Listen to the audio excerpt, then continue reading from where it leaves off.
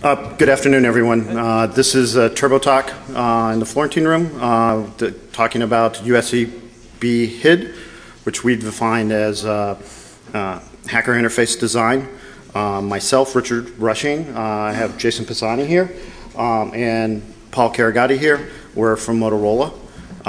And we originally started looking at this, and Jason will give you some more information of what kind of triggered this event. But in regards to, USB is pretty much the ultimate interface that's being used today. The issue is that we've gone through several iterations of bad things happening. We're just used to, oh, here's a memory stick, plug it in, copy files. Oh, here is the auto run capability, malware issue, U3 issues, and we keep going through this. And it's part of the culture, part of the issues that are there, and now we're starting to see some leveraging of additional sides of this. We've seen a couple of people use this at different levels, and it's the same thing. It's really super easy to exploit, and it gives you pretty much good control of what you're actually trying to do. So I'll turn it over to Jason here, which will talk about how we actually came into being on this. Sure. So we've got a USB device spec that lets us do a lot of really flexible things, and what we've seen is obviously use in a lot of different areas. And USB HIDs, any device that wants to talk on the USB bus can comply with the HID standard, announce itself, define its data formats, and basically get access to existing drivers to some extent without having to load new device drivers onto the endpoint. So this goes across a giant class of things: cameras, everything else. And what we're starting to see, and I guess this is what triggered it for us, is that a financial company had sent me a piece of junk mail, and on my way to the trash bin with it, I noticed it had USB contacts on the back. And I thought, why would they bother to put metal on the back of a piece of disposable plastic I'm going to put in the trash can? And took a little closer look at it and realized, yeah, it's USB. They mean for me to plug it into my computer. I'm a reasonably smart guy. My machine doesn't do auto run. I've got whitelisting enabled. Nothing is going to run on my computer. Maybe I get a free 64 meg memory card out of it. Memory's so cheap now.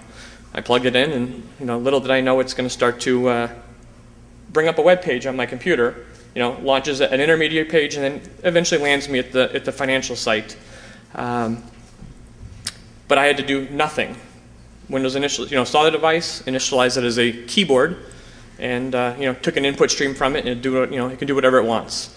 So it took no effort, no brains. I'm not really sure why they felt the need to go to this much expense to get me to land on a 24-character URL at their website.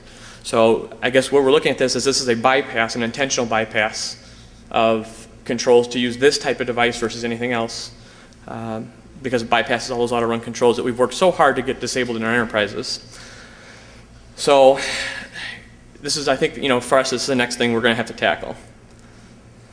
I don't know if Paul wants to go to the next piece here.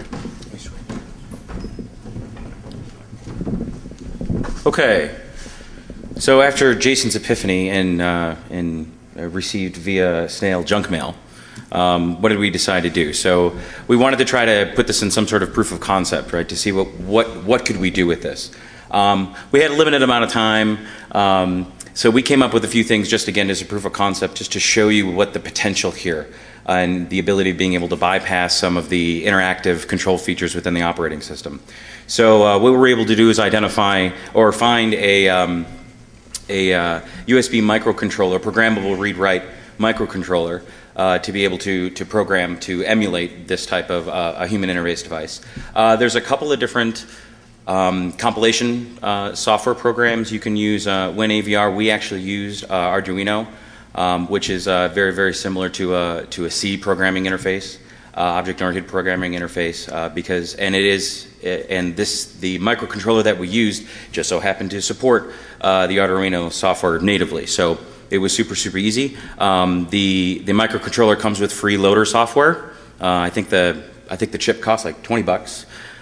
We got it in the mail within a couple days, and within about 30 minutes. So I'm not a programmer. I'm a security professional by nature here, and I haven't programmed C in 9.5 years.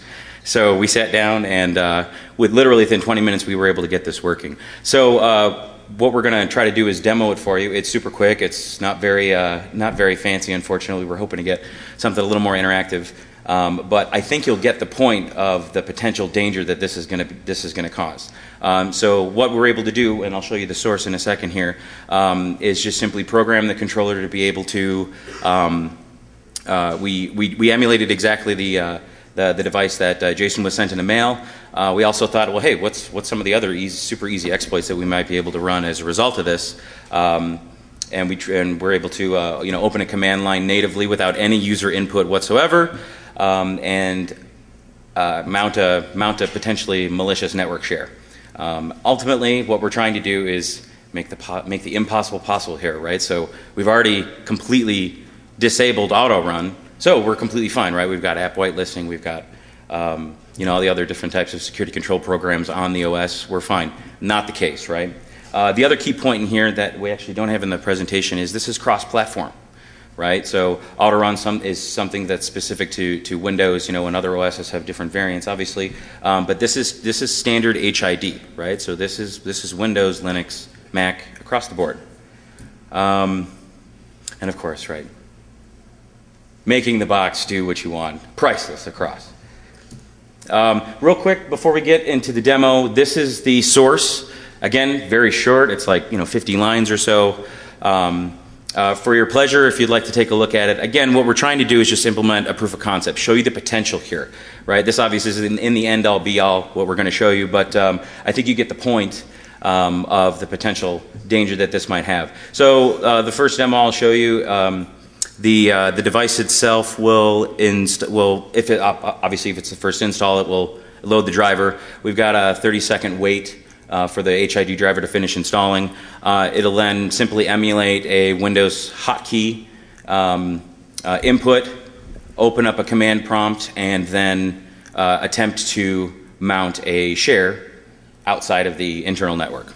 So this is what it looks like. Here's the chip, right? Standard mini USB input. Let's see. There you go. I drew the short straw, so hopefully the demo demons don't get me here, right? So it's plugged in. We might have actually plugged it into this machine before, so obviously you're not going to see the pop-up that Windows would normally show you. It's waiting 30 seconds right now, so hopefully within 30 seconds we'll see it pop up. Yeah, exactly. Feel free to talk amongst yourselves. I think, Paul, it's the way you're holding it. Oh, is it? Sorry. How's that? There we go. So there's your command prompt.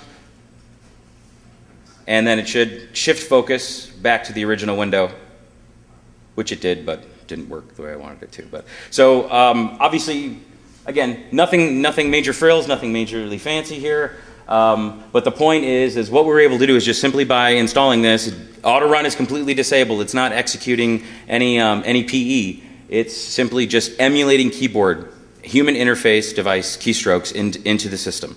So with a little more intelligent code, something to be able to detect the OS, whether or not it's XP or if it's Vista or 7 for Windows, if it's got UAC running, if UAC pops up, there's no reason I couldn't. If I want to run an advanced privileged command, I could just simply click through the yes right on the UAC.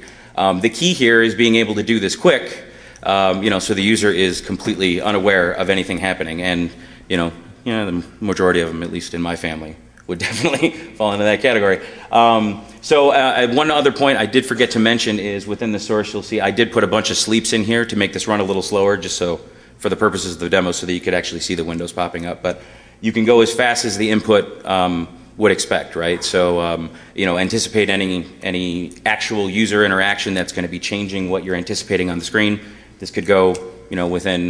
This could actually all happen within between 2 to 3 seconds without the user being aware. So that's it. Oh yeah, let's do the other one. So I'm going to unplug this one.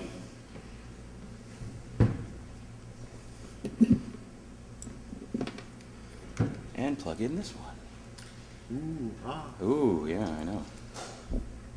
I realized there's an LED on this. We should have had it blink or something. just to keep you guys. You know, it's after the ice cream social. You guys are sugar high. Yeah, you're coming down off that. So again, waiting for 30 seconds. This is completely programmable. It's just something that we put in so that if it was the device's first time installing, we would wait for Windows to load the HIG driver. Maybe. There we go. And of course, we turned wireless off because we're at Blackhat, so that's not going to work. And it changed focus, if you notice, really quick. So what happened is it loaded IE, tried to go do evil URL.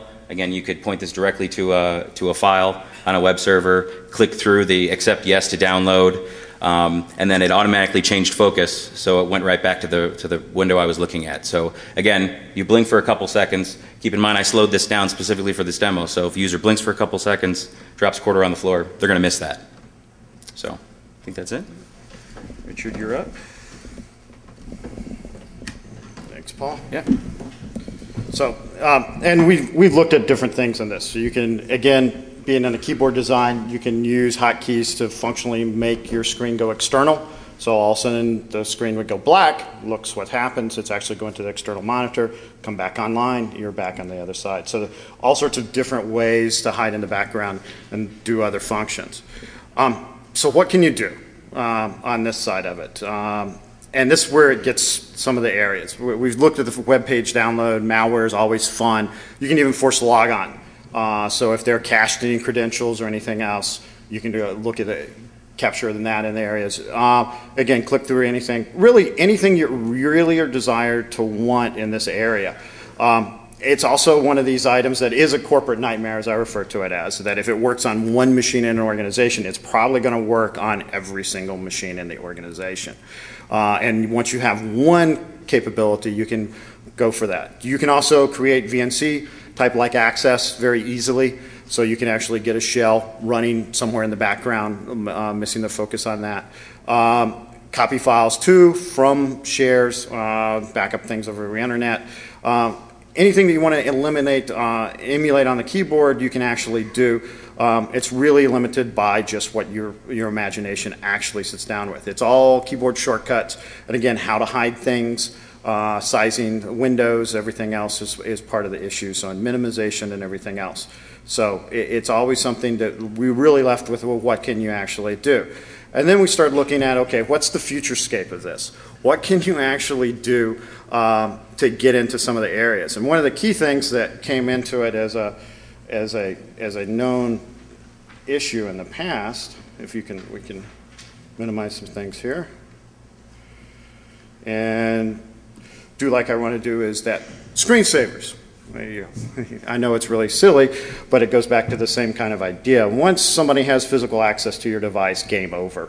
It's been that way for a very long time. Oh yeah, I can boot with a CD, I get control of anything else. It's pretty much on the same thing. And screensavers have this wonderful feature, which is accessibility options. I don't know if I can get this.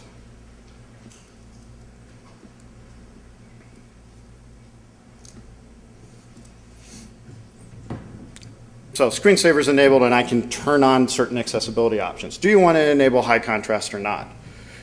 Okay, wait, it's screensaver. You should not do anything I don't want to do.